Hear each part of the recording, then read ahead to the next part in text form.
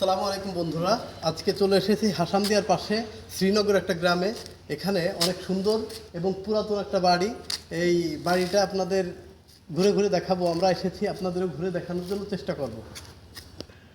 বাড়িটি প্রায় 200-250 বছর আগের কোনো জমিদার অথবা রাজার বাড়ি ছিল।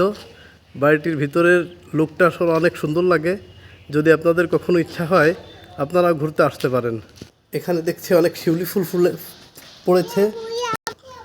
এটা হচ্ছে বাড়ির সামনের সাইডটা অনেক কারুকাজ করে করা।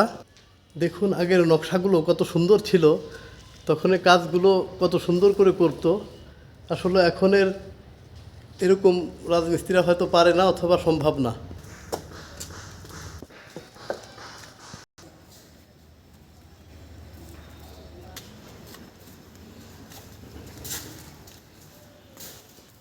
এটা হচ্ছে বাসার পিছন সাইডটাও দেখতে খুব ভালো লাগে। এসব জায়গা থেকে ফটো নিলে আসলে অনেক সুন্দর হয় ফটোগুলা।